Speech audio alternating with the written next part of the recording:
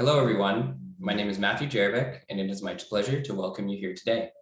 As guests, we acknowledge that Algonquin College is located on the unceded and unsurrendered territory of the Anishinaabe Algonquin people. We are really glad to have you here and join us for this virtual reaction, our fifth one. It is an exciting event, and we have lots planned for you today. But first, we have a few housekeeping items. So number one is to please use the Q&A for any questions you may have. We won't be necessarily answering them right away, but there will be some opportunities for questions to be asked, or we can ask those questions or forward them to the student teams. We may not answer them live, but we can help to answer those questions if you have them for the teams. Also, along the bottom of the screen, you will find a chat button.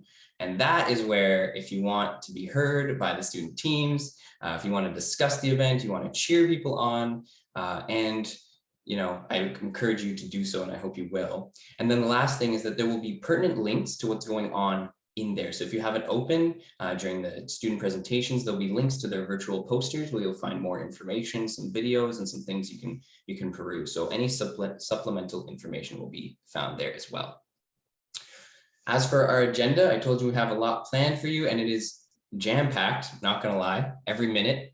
We need every minute. So we have the following happening. We have welcoming and opening remarks. Then our finalists will be announced. We then have the judges panel and finalist presentations. Part of that will also be the judges Q&A.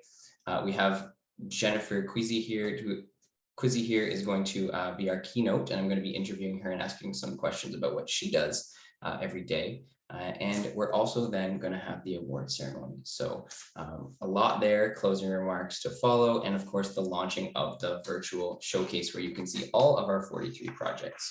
So we are very glad to start off and have Christine Dawson, our Associate Vice President, Experiential Learning and Innovation. Thank you so much, Christine, for being here. Would you please officially welcome everyone on behalf of our division? Thank you. Thanks so much, Matt, and good morning and welcome everyone.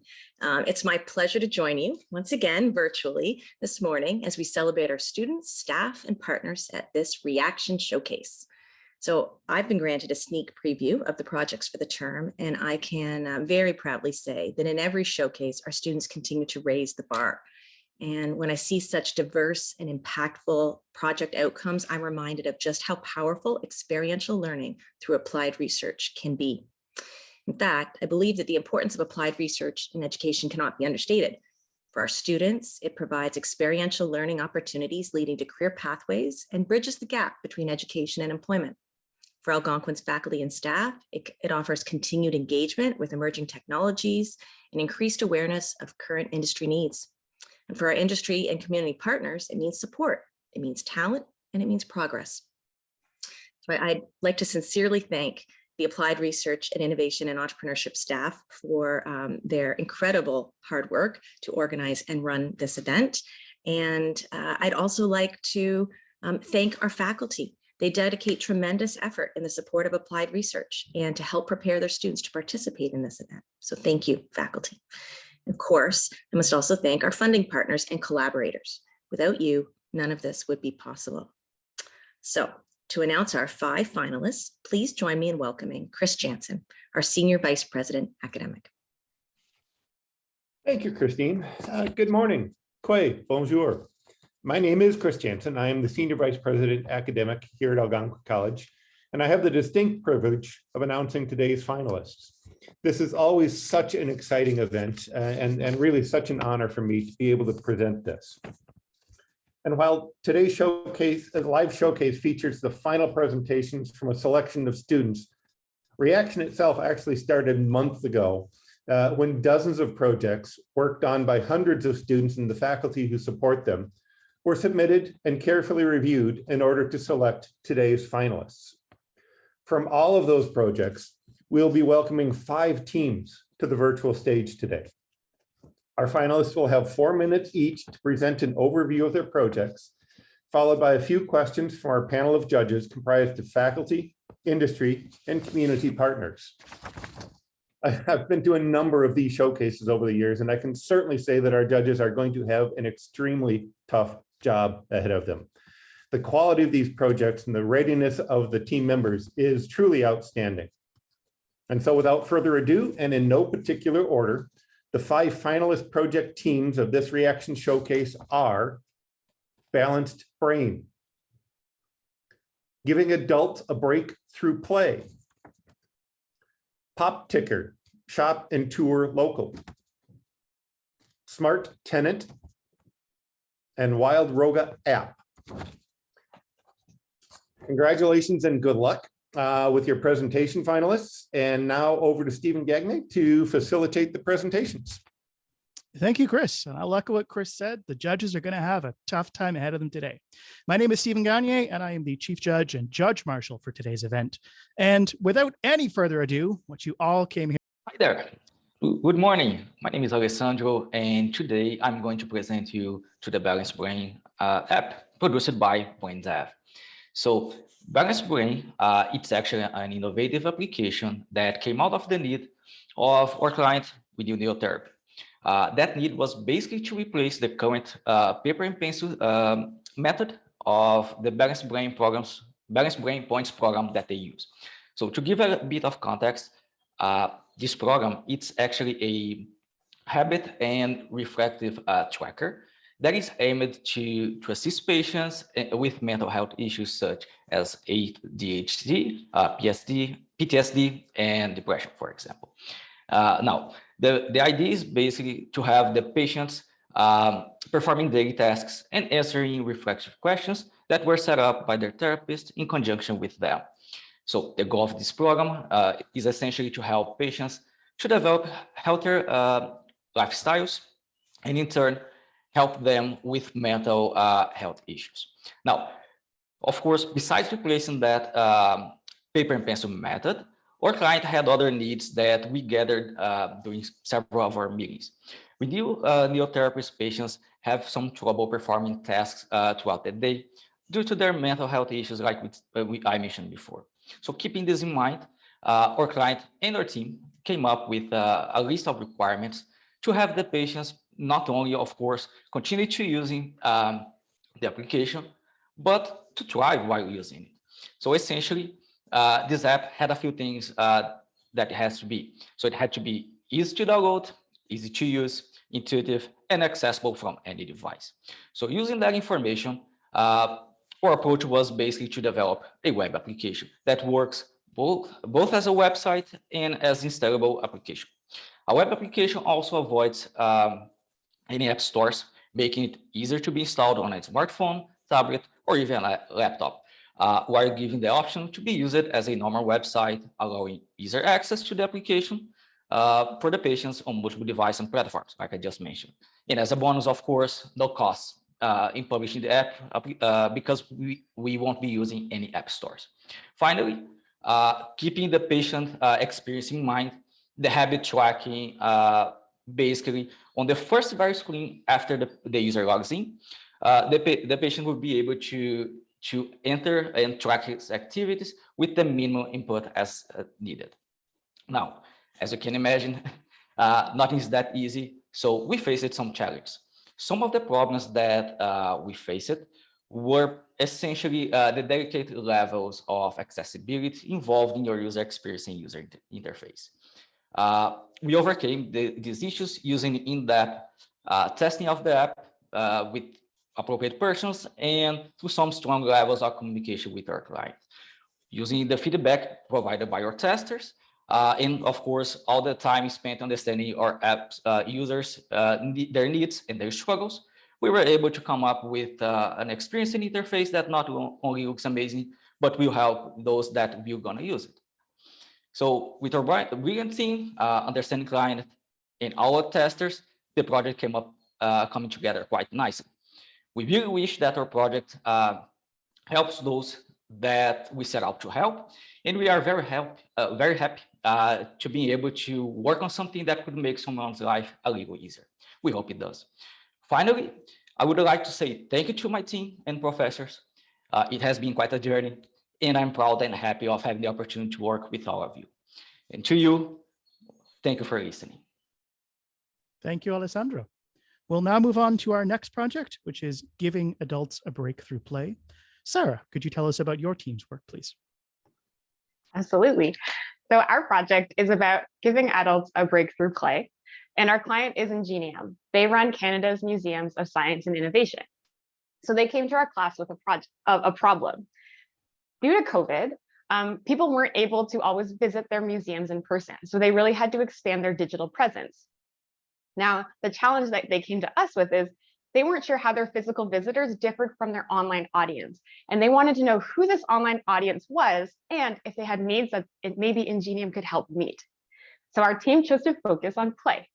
We were really inspired by Ingenium because if you've ever been to one of their museums, you might recall kids running around, climbing on things, screaming, pushing buttons. And we love that they really encouraged curiosity through play.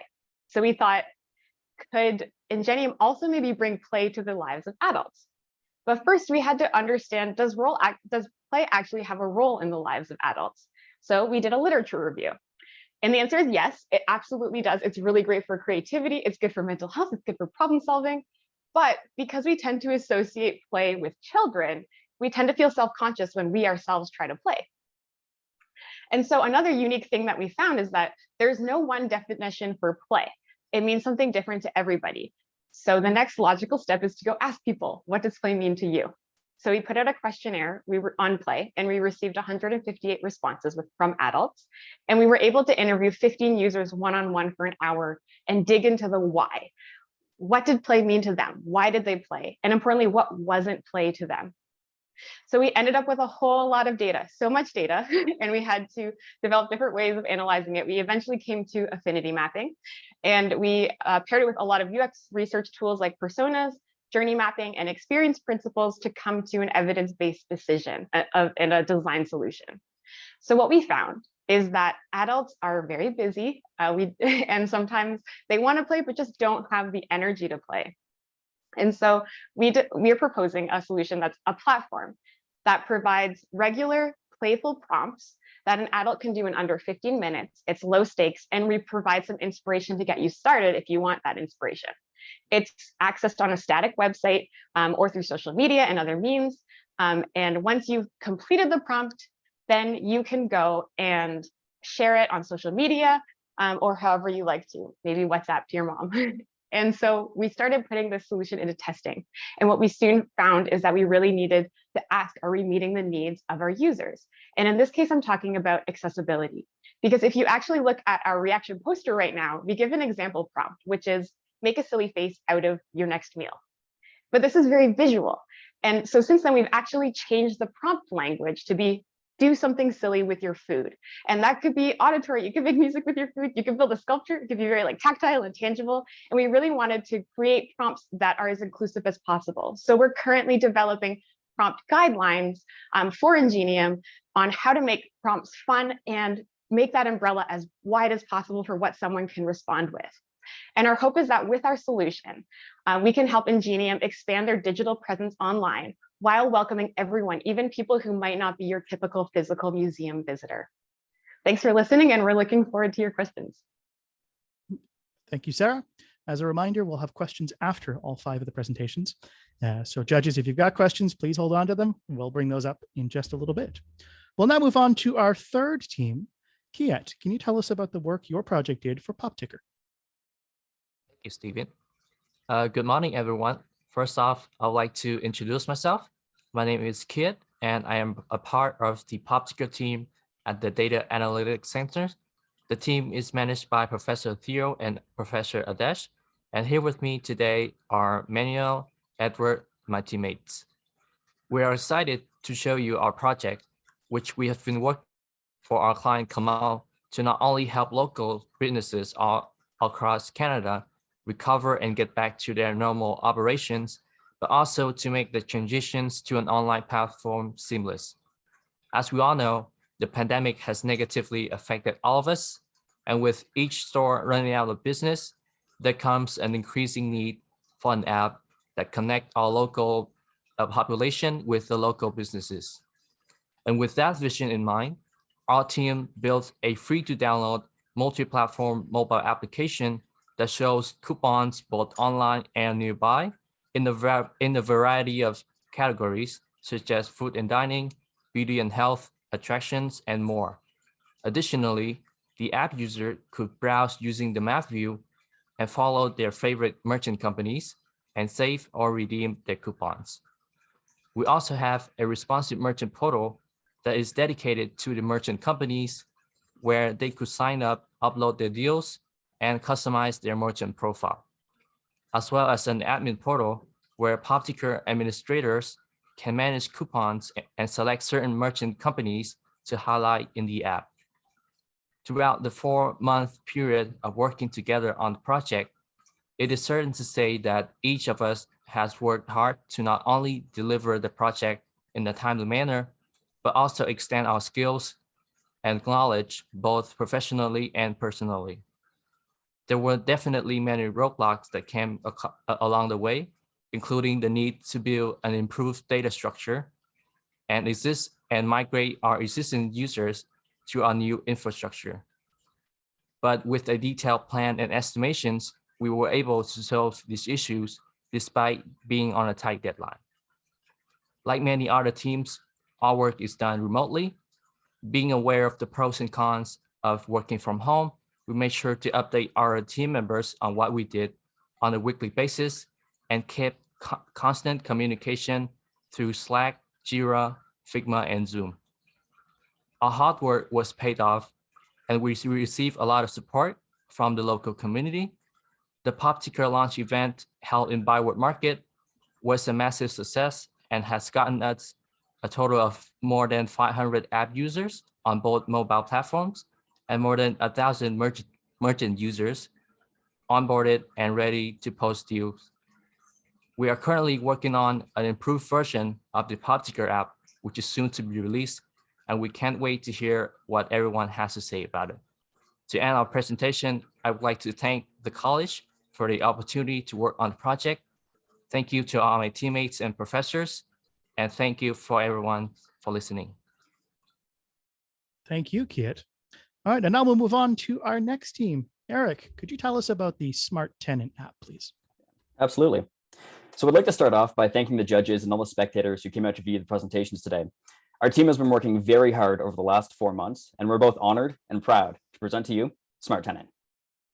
So our client is Smart Living Properties, a prominent rental company located right here in Ottawa. And the problem that they approached the college with was that they wanted to improve user engagement with their company in order to solidify tenant retention and satisfaction. They also wanted this solution to be useful for their tenants in order to increase the overall customer experience. Early on, we asked our client which part of this project was the most important to them. And they said that above all, they want to build a sense of community for their users. So our problem was clear. How do we build a sense of community into an app and provide a useful service to the tenants at the same time? Well, in the spirit of building an interactive community, we decided to build a social platform where tenants in different buildings in different parts of the city can all interact with each other and with a company. And after conducting our market research, user research, prototyping, and completing user testing, we had a clearly defined set of guidelines that we used to leverage our creativity in order to innovate a customized solution that fit our clients' needs. Our app contains a newsfeed where tenants and managers can post, read, like, and comment on content, a notifications page where users can see and keep track of who's interacting with their posts, a profile page where users can change their information, see their own posts, and to top it off, they can navigate to their tenant portal to pay their rent and submit maintenance requests. The company admins, of course, have access to all the same features as the tenants, with the added capabilities of approving new users, managing the users and user posts, managing building information, as well as sending out announcements and notices to their tenants. And to ensure that our app was inclusive, we had to make sure that it met all of the WCAG accessibility requirements. And this was one of our major challenges. Our client's brand mostly consists of bright colors, which can make text hard to read. Our design lead really outdid himself when he was solving this issue, because after multiple meetings with our client, we managed to find a combination of colors that enhanced the contrast where it was necessary without changing any of the major brand colors. Something else that we kept in mind this whole time was, why should people use our app? I mean, there are hundreds of social media apps out there. So why would somebody download our app instead of setting up a Facebook page or a Discord channel? And what it really comes down to is the specific custom-made solution for the problem that our client is facing. Our app provides a space for tenants and managers to interact directly and build a community. And it also gives users the convenience of having all of their information and links they need to manage their apartment in one convenient location. So whether you want to see what others are up to, get information on events, look at new apartment listings, or even pay your rent, it can all be done from Smart Tenant. And we were able to accomplish this by carefully planning out and setting up our development environment as early as possible. Because we knew that our user base was going to consist of a diverse range of devices, we decided to use a combination of React Native and Firebase to build out the app.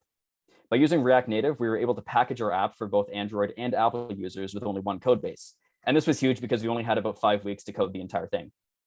We chose Firebase for the backend because it's a developer-friendly interface that gave us all the functionality we needed, and we wanted to ensure that whoever is looking after our code in the future can easily read and change the data structures without having to be a cloud engineer.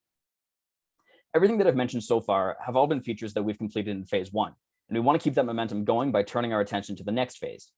In the next phase of our development, we're going to include a marketplace, as well as a reward system where tenants can earn rewards by interacting with the app and then redeem them with local merchants. We have plans to implement automated content screeners for vulgarity, nudity, and other explicit content in order to reduce the load on admins. Further to this, we want to develop a web-based platform for admins so that way they can choose to manage the app from either their phones or from the desktop. This undertaking has taught us all a great deal, and I can speak for the entire team when I say that we're better developers and problem solvers for it. So on behalf of our team, I'd like to thank you all for your time and for your attention. Thank you. Thank you, Eric. Now moving on to our 5th and final project of this showcase. Sarah, could you tell us about the Wildroga app, please? Good morning, everyone. My name is Sarah Thomas, and I am the team lead for a small development team based in the MAD program. I am more than thrilled to introduce you today to our project, the Wildroga app. Wildroga is a yoga and wellness platform that offers live stream classes, pre-recorded videos, and a community wall where our client and her users can interact and share their experiences. The application is intended to be an inclusive space that celebrates the voices of BIPOC and underrepresented communities. Our client, Ro, is a certified yoga instructor and content creator who focuses on promoting health and wellness to those who value self-improvement. Her 2 main goals are to expand her business by attracting new users to improve her current delivery of her content by making live streaming easier and more accessible. Our project deliverable was to create a mobile app that allows users to sign up, watch yoga classes, and contribute to the community wall. In addition to the mobile app, we created an administrative dashboard as a means to facilitate content within the mobile app. The dashboard will serve as a tool for our client to go live, customize content, and add, edit, and delete classes within the app. With iOS users being our main target audience, we designed our app in alignment with the Apple Human Interface Guidelines.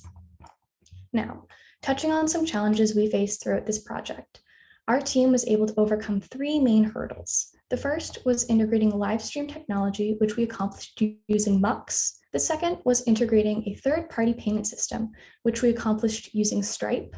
And third was implementing a dashboard for our client, which we accomplished using Next.js and Firebase. Through various proofs of concept and monetary limitations, our developers came through and delivered all 3 major features. In regards to design, our designers used Figma as a primary design tool to create our working prototypes. Figma served as an excellent tool to collaborate with one another and receive feedback from our professors. Additionally, Adobe Illustrator was used to create the Wildroga logo and our team logo. It was important for our designers to collaborate as closely as possible with our client to ensure all of her needs were met, especially when adhering to the gender-neutral color palette that she requested. Some of the features that did not make it into the first phase were liking and commenting on the community wall, as it was not a top priority for our team.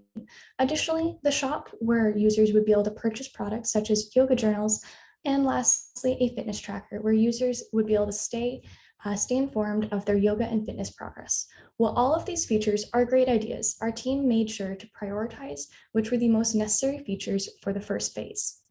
Throughout the past 4 months, our team has learned a broad range of soft and hard skills, collaborating with a client and acquiring information needed to complete our deliverables. This project is the sum of 4 months of hard work, collaboration, and commitment to building the best project we could in the amount of time we had. In many ways, this project has laid the groundwork for the beginning of our professional careers as we approach graduation. On behalf of my team, we are grateful to have had the opportunity to work on a project of this caliber. We'd like to thank our professors, Algonquin College, and our client, Ro, for the amazing and unforgettable opportunity. Thank you. Thank you, Sarah. We had 5 awesome presentations this morning, and I am always floored at what our students can come up with in such a short amount of time. If I got to choose, you would all win, but it's not my job to choose today. We have a panel of judges who will be picking from all 5 of those presentations, who will be our 3 winners this morning. For our audience members, before I introduce the panel, a note that throughout the chat, we've been sending the links for these various student projects. If you'd like to go see more information, click on those links. It'll take you to their poster where they have all kinds of information that they put in for the projects they worked on today. But now, judges, I'm sure after hearing those pitches, there are some questions you'd like to ask of these students. So I'm going to call all 5 of our judges to join me on this virtual stage. I'll introduce them to you, and then we'll get some questions for our students. Our 5 judges this morning are Ashoka Patel, who is a co-op consultant here at Algonquin College; Jaswinder Kaur, who is a professor in the Algonquin College School of Business; Lee Bowie, a cloud architect with IBM; Sabir Mufti, who is the business development coordinator for BioTalent Canada; and Sylvain Gagne, who is a senior training engineer with Sienna. Judges, we'll go team by team. Do you have any questions for our first team this morning, which was Balanced Brain? Lee, go ahead. Yeah, great presentation. Really enjoyed it. So I got a quick 2-parter question. The first one is there any artificial intelligence integrated into your application? I think there's a lot of potential for that there. And the second question is, when you were developing the app and thinking about the back end, was there any regulatory constraints like around PIPA or HIPAA? And how did you manage your back end with like privacy, data, that side of it? Can you tell I'm a cloud architect? Maybe that's where those questions come from. Absolutely, I can take that. Thank you for the question. Great question, by the way. So I'm going to start about the artificial intelligence. We haven't really thought about that step, but we can seriously consider that for the next phase of our app. So it would be great to implement something like that. And about data privacy, that was actually one of our biggest concerns. As you can imagine, patient data, therapist data, everything is very important, and we had to keep everything secure. So the first step that we had about that discussion was first how to store that data, and it had to stay in Canada. That was the main concern at first. It couldn't be US or anywhere else. It had to be Canada. So from that point on, we started to think about the backend, how we would build that in a manner that would be secure, scalable, and of course, to meet the client's requirement. So after doing some research and several meetings with the client to better understand how scalable it should be, how many users they would have using that app daily, we actually decided to use Firebase, which belongs to Google. More specifically, Firestore, which is the database that they use. It has a server in Montreal. It's secure. I mean, it's powered by Google. And that actually met all the requirements that the client had. So we went with that. It's fast, secure, and keeps data in Canada. Thank you, Alessandro. We have time for one question, if it's a quick one. Jaswinder? Yes, it'll be very quick. So from the back end to the front end here, just a question regarding the redemption of points. That was sort of one of the things that their users can do. So what is the client's views in terms of how those points can be redeemed? What are their thoughts on that? And will you be incorporating that? Absolutely. So that point system is actually something that the client suggested to keep the patients motivated. And it's based actually each one of those daily activities that the patient has, it has a value of 1 point. So the therapist during their session will basically set up in conjunction with the patient an amount of points for each reward. And as the patient completes those tasks and reach those points, they will get rewards. And the rewards are set up by the patient, by the therapist. All right, thank you. That is all the time we have for this team. I'll remind the audience, if you have questions you'd like to ask of the team on all of the virtual posters, there is an opportunity to contact the team to ask them your questions. We won't have time in this showcase, unfortunately. We'll move on now to our next team. Judges, do you have any questions for the Giving Adults a Break Through Play team?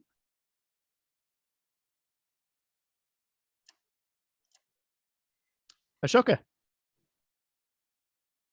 Sorry, I'm not fast enough to find the raise hand function. So great presentation, Sarah.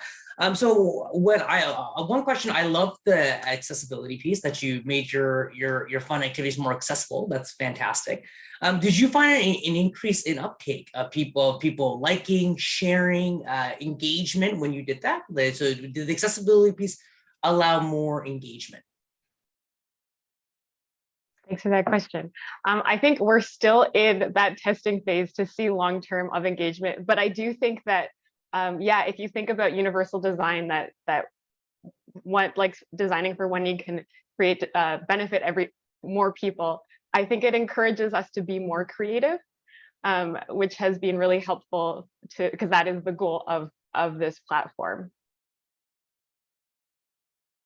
All right, thank you, Sarah. Do we have any more questions for this team? I have a question, Stephen.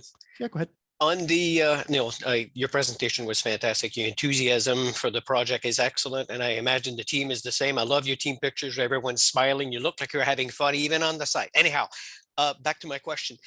Is there an interactive, is there, in playing often we have a desire to challenge each other. A team could challenge someone, an individual. Is that part of the platform right now? Is that something that's factored in? I love, go ahead, Mohammed, yeah. Yeah, we really love this question because this is something we found was that interaction is really important because you know how Sarah mentioned that play can sometimes be associated with being childish, and kind of what we found is the way you get adults to engage in play is setting up spaces where other adults are playing along. So in our strategy that we're providing to Ingenium, we're very much making sure social integration is a part of it. So we want this to be something that people share on social media, send to their friends through messaging apps or texting. And then we're also recommending that Ingenium themselves make this a part of their own social media strategy and engage with users on social media to kind of respond back to what people are saying and kind of highlight the type of things that people are showing on social media. Well done. Thank you. Sabir, we have time for a question if it's a fast one. No, not a far. All right. I do have a quick question then for this team that I was wondering. Ingenium has 3 museums in Ottawa, Science, Tech, Agriculture, and Aviation. Is there a particular collection you're targeting, or is this just engagement and play in general? I think for that one, great question. They have so much content. We can really go to all of them. Like the food one, for example, Food and Agriculture Museum, but the Science and Tech one, their collections are like, we got to walk through their collections, which was really exciting. And there is so much to draw from. So right now, even like our team is doing a scan of as much as we can to make sure all the prompts tie into their like really wide collections. Awesome. Thank you, Sarah. All right, we'll move on now to our third team. Judges, do we have any questions for the Pop Ticker project?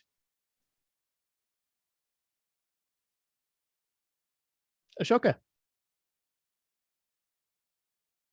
So yeah, my one question is so you said that there will be you can see trends on the app and what's trending. How does the app decide what's trending? Is it by location, money, what's coupons? So how does the app decide I live here, this is what's trending? Great question. Yeah, I can take that. Thank you so much. So there are a couple of ways we are handling that. So basically on our homepage, we have 2 sections where we highlight trending deals. So the way it works is one section, we only show the deals that have the most clicks on. So if a lot of users check out one deal, it would bump up in that list. And then the second list that we have is it's called a gotta try list. So basically what that does, it's allowing an administrator of PopTicker to go in and manually select a list of businesses that they want to highlight for a specific location. So we have kind of like both an automatic way and a manual way to highlight businesses. I hope that answers your question. All right, judges, any more questions to the PopTicker team? Sylvain.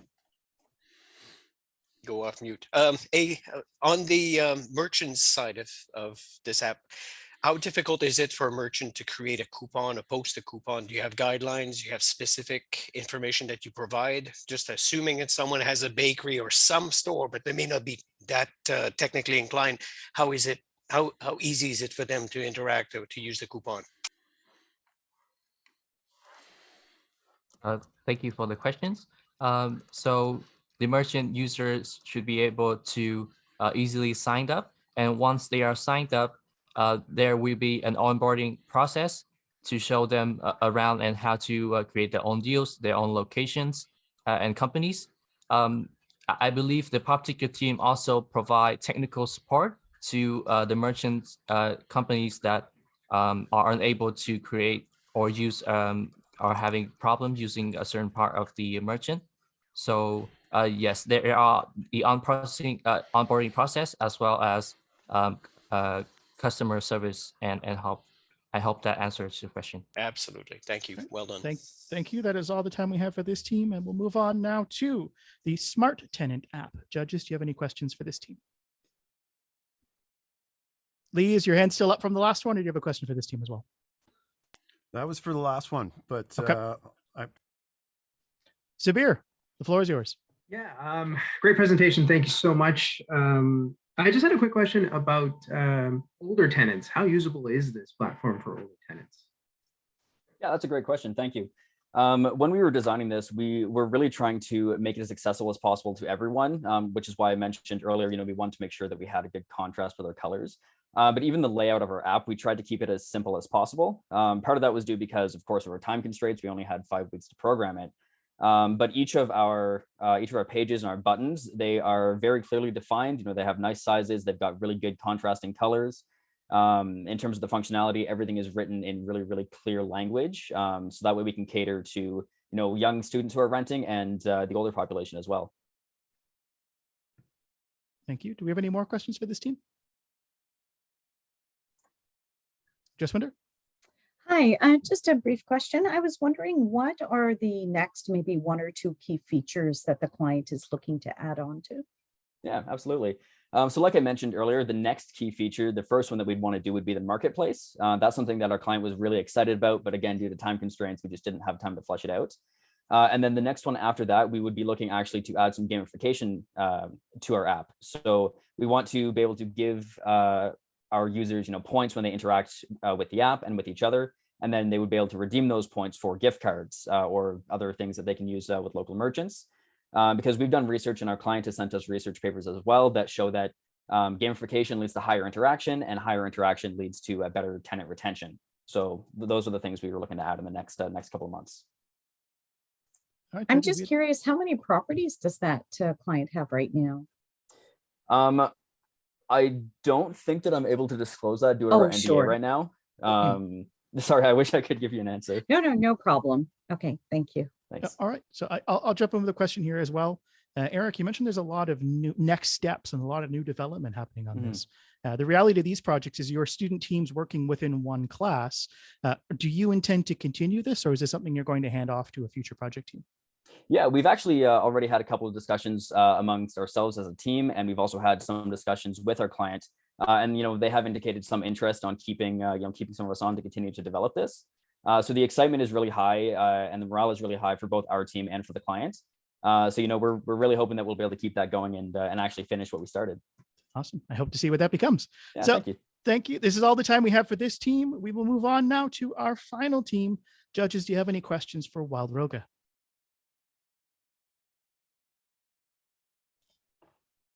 Ashoka.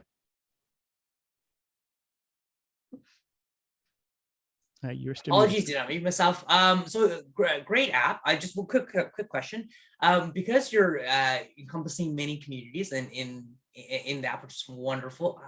For language, is there anything that was taken consideration that there'll be different languages that people want to do the instructions in to make to allow whether it's how they communicate or how they instruct? Is there anything taken consideration there? As of right now, our client Ro, she's the only instructor administrator for the actual platform, but she has mentioned that in the future, she would like to include a variety of instructors. This would include multiple different backgrounds and languages. So people are able to, in the past, would be able to request specific for one-on-one classes with more specific outlines that they may or may not require, or just want to change up the flow of what their workout or yoga wellness class may be. So if there is the opportunity for a French or honestly, any other language instructor, I just said French because of Canada, of course, but if she were able to hire them and bring them on to her team, they would of course be able to expand that. Thank you. We have time for one more question for this team. Lee? Yeah, so having developed for Apple myself, I know there's certain challenges there. So my question is, where did the decision come from to just focus on iPhone? The plans for Android? What were the challenges that you faced when you were dealing with building for Apple specifically? The reason we decided to actually go with the iOS direction was because when we did our research phase and reached out to a bunch of Ro's current clients, they all identified that they were primarily Apple users, which is the main reason for it. In the future, we would hope to expand towards a iOS and Android platform. It's just designing for one in the limited time that we did have, 4 months, really feels like a short amount of time when you really take a look at it. So that's why we decided to go with just iOS. And there were times when we were like, oh, that would be nice to include instead. But for the most part, we just tried to streamline it into the one. All right, thank you. That is all the time we have for questions. Again, a reminder, if anyone would like to reach out to these teams on their virtual posters, which you will see more of at the end of the showcase, you do have the ability to contact teams to ask them further questions if you'd like to. Judges, at this time, if I could ask you to join me in our tabulation room, you have a lot of work to do, and we'll come back in a bit with the results.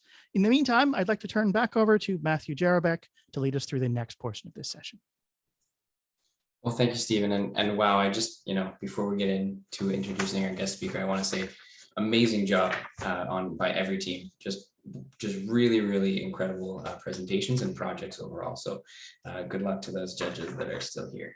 So it is now my pleasure to introduce Dr. Jennifer Quizzi, Director of Biotherapeutics Manufacturing and the Center for Manufacturing Facility, the Center for Innovation Cancer Research.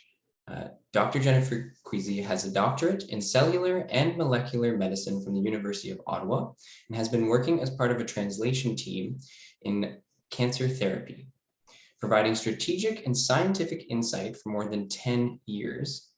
As a director of manufacturing operations at BioChemorx, Dr. Quizzi is responsible for enabling the rollout of point of care and manufacturing at strategic sites across Canada, as well as to facilitate building additional capacity in therapeutic virus manufacturing in Canada. Jennifer, would you join us on the screen, please? Hi, everyone. Thank you so much for having me. It's a pleasure, and I have to echo everyone else here, folks. What wonderful presentations. Truly humbling to see the amount of work that you've accomplished in such a short period of time, and I have to say they look incredible. Please don't visit my website because I'm sure you'll give me lots of tips on how we should do things better, or actually maybe you should, because obviously we're looking to promote things as best we can. So thanks again for having me. Perfect, thank you. And I can say we can absolutely help with that. We have a lot of talented students here who can help if you need it or want it. So time permitting, I just want to say that in the Q&A feature, if you would like to, at the end, if there is time, I will pull some questions and I can ask questions on your behalf of Jennifer. So leave them there if while she's talking, there's something you'd like to know more about, okay? So again, thank you very, very much for taking the time to be here today. It is very much appreciated, and we'll jump right into it if that's okay with you. I'll start with my questions. So you run a biomanufacturing facility at the Ottawa Hospital Research Institute. Could you tell us a little bit about that facility? I'm quite interested actually to know more. Yeah, absolutely. We're kind of one of the best kept secrets, I would say, in Ottawa. We're only a few floors above actual patient treatment centers. And when we say we are doing biomanufacturing, that means biologic or living drug manufacturing. So my area of expertise would be using viruses as therapeutics to treat diseases like cancer, helping replace genes that are missing in rare diseases in an attempt, obviously, to cure the patient, as well as manufacturing vaccines, which obviously is very, very front of mind considering the landscape that we're all dealing with still, unfortunately, today. Wow, there's a lot being done there, and I think, if we could get behind the scenes on that, there'd be some great things happening for families and everyone around the area. So that's amazing work, and I know there's probably lots of challenges that you face. How did you end up? What brought you to biomanufacturing sector? Yeah, it's kind of convoluted. So perhaps I'll try to keep it as focused as possible here. But really, when I was doing my graduate studies, this was not on my radar. Really, I wanted to be involved in research that had a real life impact on patients. As I continued through my PhD and into industry, I started to realize what a rate limiting step manufacturing was, and how much of a barrier it was to access, especially for our academics in the country, to get access to affordable opportunities to manufacture their innovations so that really we can get them into the clinic that much faster for the benefit of patients. And so, having done my studies here at OHRI, I got to see this group start from the very beginning, and I was fortunate enough to start working with them pretty much from the onset. And really, it helps deliver on that access to these therapies, because I think we all know in Canada, sometimes we feel like we're waiting a bit for some things that might be available elsewhere around the world. And that's what these sorts of facilities will help enable. It's getting it into the clinic and into the people that need it the most faster. That's incredible. I really like to see that. As someone who works in research and innovation and tells these stories, it's amazing to see the initiative that people take when they see gaps in things. And so I commend you for your ability to say, as somebody just coming into the field, and say, I'm going to try something a little bit different from what everyone else is doing. That's amazing. I really commend that. What advice would you give to people interested in working in biomanufacturing? Well, the time is definitely now. There's been massive investments made by the federal government to really bolster Canada's presence in biomanufacturing, which has been up to this point relatively small. And so there are definitely lots of opportunities to get into biomanufacturing, lots of jobs on the horizon, to be sure. I've been fortunate enough to be working with Algonquin College quite closely in terms of the biotechnology program, and having students from that program co-op at my facility here at the Ottawa Hospital through a very unique training program called CanPrime, where we give 8-month co-op internships and hands-on training on what it means to work in what is called a good manufacturing practices facility. So that's the clean rooms where you see folks in the bunny suits, head to toe, covered up, manufacturing those therapies that ultimately end up in patients. So I'd say that's a great start for some folks in Ottawa, perhaps. Yeah, that one, I think it's a few years ago now, but when that initiative started, it was so great to see. There's so much funding to support these students, and I just so appreciate it. And I know the students at Algonquin are getting a top-notch experience through it. So on that note, could you maybe tell us a little bit more about the CanPrime and how that works and how you're working with them and getting students access to these facilities? Yeah, absolutely. And I have to say, just want to echo that sentiment, maybe perhaps in the inverse, to say the students that we've received from Algonquin as part of this program have been absolutely tremendous. We have a very high retention rate, actually, in terms of the folks that have come to do the co-ops with us. We oftentimes want to keep them for longer, and that's been kind of our track record there. I think 90-some-odd% folks that worked with us stayed with us as full-time employees. So very happy. It seems that we're offering folks something that they're interested in, and likewise, we're very happy with what we're seeing with the sorts of candidates that are coming from Algonquin. So CanPrime has been running for 3 years. We're in the process of expanding it, actually, across Canada at other facilities that we've partnered with in Ottawa. And so really we're going to expand the opportunity to not just work at this facility in Ottawa, but at 5 other locations across Canada, which will be coming hopefully in the fall of this year. So very excited about that. For folks who are interested in participating, we do have a competitive application process, usually posting around January of every year, for our interns to start with us in May. Perfect. So that's amazing to hear that you're expanding. So the success of the program is proven, and expanding, and that's just so fantastic. And a 90-something high rate, that speaks volumes for yourself and your team as employers, I think, as well, because the landscape is very vast at the moment, and there's lots of opportunity for people there. So I just want to say again, on the inverse, that you're probably doing a great job as well to have them stay and work with you. So fantastic. I kind of wanted to ask a little bit about your own position, and you hold two. That's a little bit different for most people. I mean, some people have two jobs, but you have two separate positions, or maybe they're not separate, and maybe you could tell us that. So one is at OHRI, or the Ottawa Hospital Research Institute, and the other one is with BioChemorx. How do they work together, and why do you have two positions? So how did that come about? Yeah, absolutely. So my focus at the OHRI is really on the virus manufacturing facility here, where we are making those therapeutic viruses for early phase clinical trials. But through BioChemorx, which is a network of centers of excellence, so basically a funder, I'm looking to take sort of best practices of what we do in Ottawa and leverage the expertise of other sites, not unlike the one that I run in Ottawa, across the country, and look for ways to integrate our expertise and create basically an ecosystem for manufacturing. Because as I mentioned, manufacturing is a massive hurdle when it comes to the rate at which a new drug makes it into the clinic. And so by harnessing our combined expertise, we're looking to further increase that access and make sure that we're getting patients the therapies that they need when they need them. And so through BioChemorx, it helps amplify the sorts of things that I'm doing here in Ottawa, and gives me the opportunity to learn from my colleagues across the country who are manufacturing in a similar, maybe not the same products, but in a similar sort of way. Great. Yeah, that's fantastic. So I see now how they work together and how they're very closely related, and I like that idea of the amplification through BioChemorx. Thank you for that information. If there was anything else you wanted to add on BioChem, you absolutely could now, but otherwise I'll move to the next question. No, that's all right. We can continue. Great.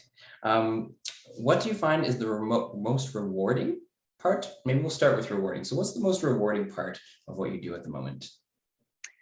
Well, I have to say, and this is something that I found very profound even when I first started at the Cancer Center. As I mentioned, our facility is 3 floors above the cancer treatment floor. So you can't help but walk through the treatment floor and see the patients who are currently undergoing the therapies before you make it to work. And so to know that what we're doing has an actual impact on the people that are just a few floors below, whether they know we're there or not, means a great deal to myself and my team. The sorts of stuff that we've made here has been used in clinical trials that have been run out of the Ottawa Hospital among many other hospitals across Canada, the US, and EU and Asia. So, there is a bit of pride, I think, in saying that we're helping out our community, and it's not lost on us that what we're doing is so very important to the people that are not that far away from us physically, just a few floors below. That's incredible to maybe see the impact so quickly of research that's happening, and that's not something that I think we normally get to experience when research is happening. It's, the outcome is far down the road a lot of times, is how we think about it. So that's really nice to hear that there's such things happening in Ottawa, that we're bringing research right out to the patients, and amazing to hear, actually. I found in my own life that the things that are most rewarding often come with the most challenges, and the success that you end up having down the road it feels better when there's a few of those bumps in the road. So could you want to maybe just tell us about a couple of the challenges that you face, and of course how you might have overcome them? Yeah, absolutely. I mean, when it comes to manufacturing, there's always challenges, especially when you're making something that's going to go into a person, because ultimately, the criticality is that you want to make something that is going to work the way it's supposed to, but ultimately is safe for the person who'd be receiving it. So, one thing that is very important is that every little decision you make does have impact. And so, one of the challenges that we have is that we take a new therapy, maybe it's something that's never been tested in people before. We have to learn everything we can about how best to make it to an amount and a level of purity that would be safe and effective to put into a person. And I can tell you, it is a branch of science unto itself. It's called process development. Not everything works the way you want it to. This is not unique in science, as everybody knows. You have a hypothesis, you test it, you're not always right. So really the challenge is, what do you do? And of course, it's coming together as a team, trying to figure out what the next 5 parameters are that you're going to test, and doing it in a way that is, effective for both cost and time.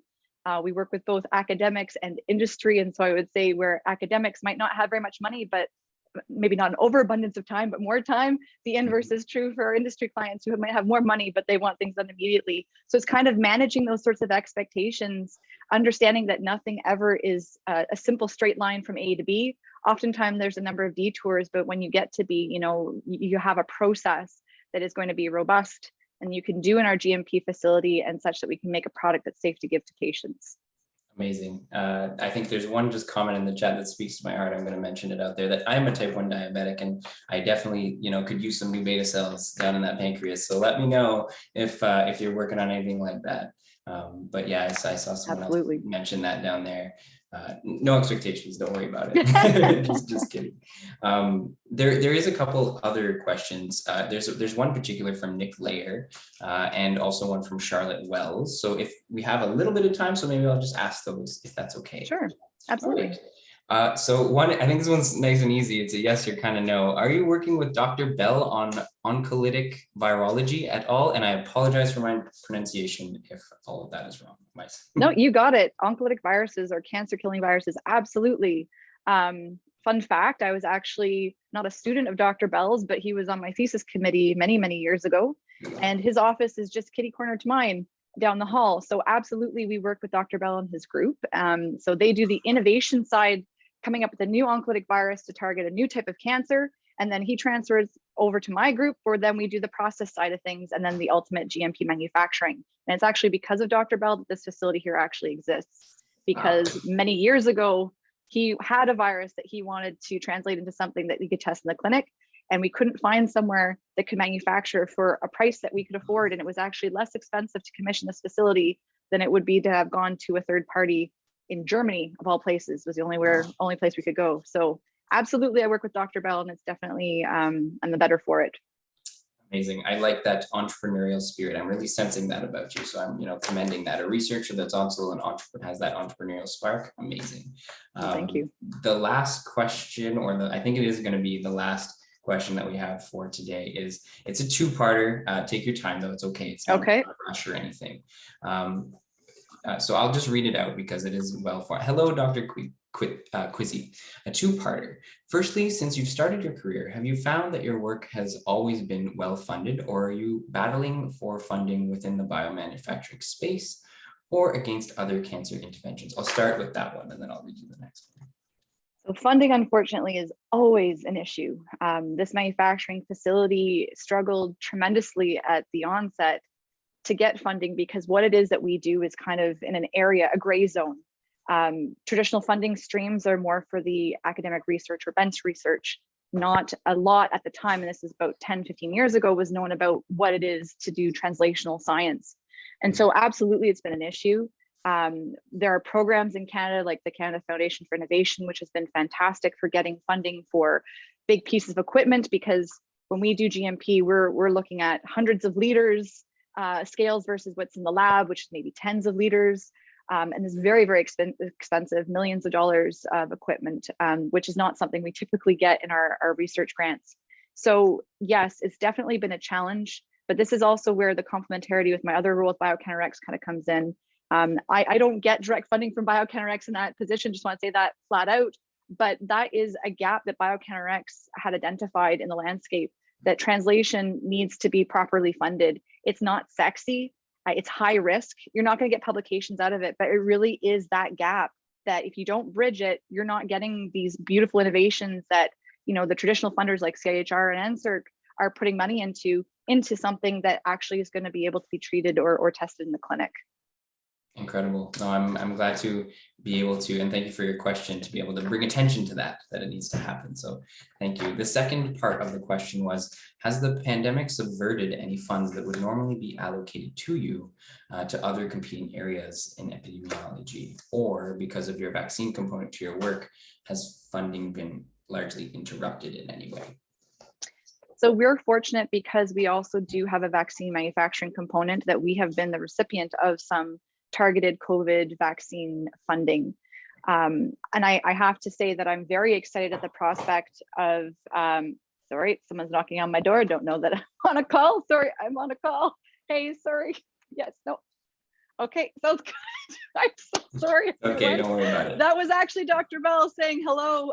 Hey. One of my colleagues I haven't seen since the beginning of the pandemic, because we've all been working from home, had just come on site. So apologies for that. But what were you talking? Oh, funding for COVID. Yes. So we've definitely received some funding because of COVID. And again, I think the fact that there was this introspection done that Canada really is missing domestic biomanufacturing such that we can manufacture our own vaccines in Canada and not be so heavily reliant on foreign manufacturing, that there's a massive amount of funding that's being flowed to groups to say, let's make larger manufacturing operations, expand existing capacity, really harness the expertise we have and grow it. And so while I can't say that we're the beneficiary of that just yet, there have been some programs that have just recently dropped, and we're very excited to look into tap into that as well to grow what we have here. Fantastic. So if you need any proof that she works with Dr. Bell, there it is, right? Or that was right totally there. staged. No, I swear it wasn't. It was real. All planned, friends. It was all planned. Okay, well, thank you so much for discussing with us. I've learned a lot today, and I already knew a little bit about it. So I hope everyone else, had the opportunity to learn a few things and maybe think about getting involved with this type of research. So really appreciate you being with her today, and so thank you for joining us, and good to talk to you. Thank you so much. Great talking to you as well. Okay, everyone, the judges have been deliberating. I'm gonna just talk slower so that, I'm not gonna make everybody wait that long. We have a few things to do before we announce, but we do have a distinguished guest joining us to kick off the awards portion of the event. Christine, would you kindly introduce him, please? Thanks, Matt. It's now my distinct pleasure to welcome our president and CEO, Claude Brulé, who will be announcing our winners.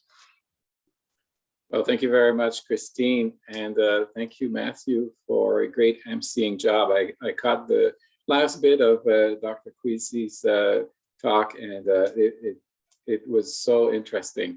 So I am sure that our audience had a great time with it. So good morning, everyone.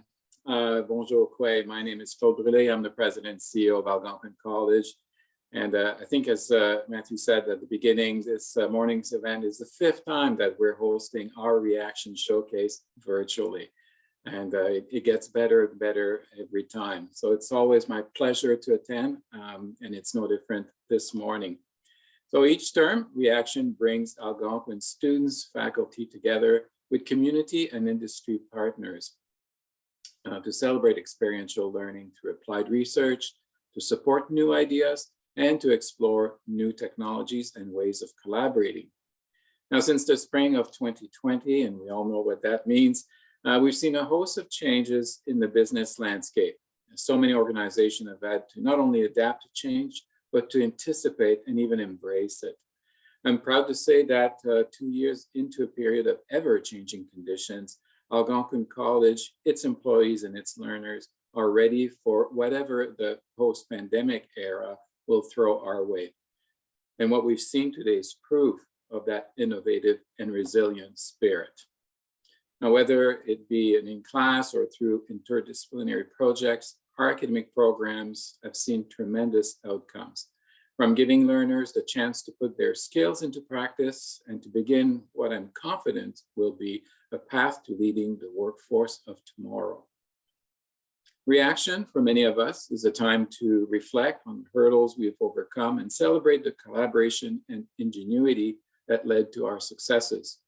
Everyone who participated in the project rose to the occasion to solve problems, innovating and pursuing ideas with the kinds of courage and conviction that employers are looking for in today's workplace and in the talented, skilled workforce of tomorrow. I also want to take a moment to acknowledge the commitment and the efforts of our hardworking, dedicated faculty and staff. Thank you. You are the individuals who work tirelessly to support, to guide, and mentor your learners through these experiential learning journeys. Couldn't do it without you. Across our college, students work on a wide range of projects, whether it is exploring new technology, examining business processes, or bringing about social change. Our students engage with an incredible network of invaluable industry and community partners. In any project or endeavor, working together benefits all of us, from large enterprises to small businesses and local communities. And we are thankful to our partners for the real world learning opportunities they bring to our college and to our learners. Of course, none of this would be possible without the continued support from our industry and community partners, as well as funding agencies such as the Natural Sciences Engineering Research Council, or NSERC, the Ontario Centre of Innovation, and the Social Sciences Humanities Research Council. I should mention MyTech as well, to name a few. So congratulations to everyone for bringing new ideas to life and creating new and improved products and services. I've taken time yesterday to review all of the entries of our virtual showcase sneak peek, and I can attest to the quality of these projects. Tremendous projects. A lot of effort went into them. Congratulations, everyone. And I know our first round judges had their work cut out, as was mentioned by our Senior Vice President Academic Chris Janssen, to select the 5 finalists that we had for today's presentation. And the same can be said for our panelists of live judges, as all 5 finalists' research team did an excellent job presenting their work. You should all be very proud of their accomplishments. With that said, the judges have made their decisions, and we're now ready to announce our top 3 teams of this term's Reaction Showcase. So first, in 3rd place, we have Pop Ticker, Shop and Tour Local. Congratulations. If you could turn on your camera so that we can recognize you. I think we're going to be taking a screenshot. Thank you very much. Now in 2nd place, we have Giving Adults a Break Through Play. So team, take a bow. Please turn on your camera so that we can recognize you.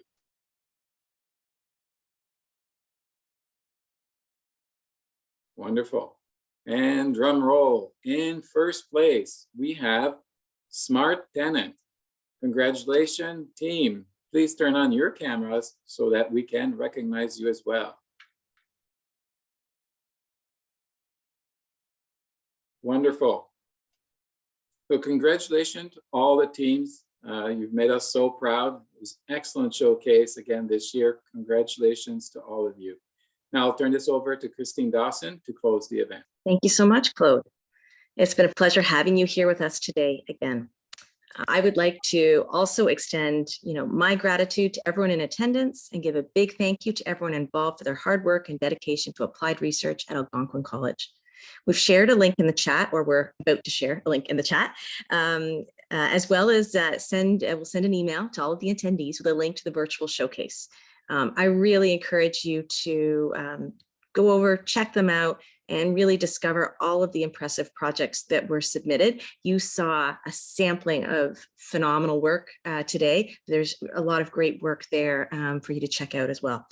I'm also excited to announce that hopefully, everything permitting in May, we are hoping to have a curated group of students showcase their work in front of a live audience with our partners at Hub 350 in Canada. So that's an exciting, hopefully, an event that we'll be able to have in person. And then we're looking forward to the next showcase. And that's the end of this next term. We're hoping that maybe we can even see you together in person again. So with that, we end this term's Reaction Showcase. Thank you so much for joining us, and looking forward to seeing everyone again next time. Thank you.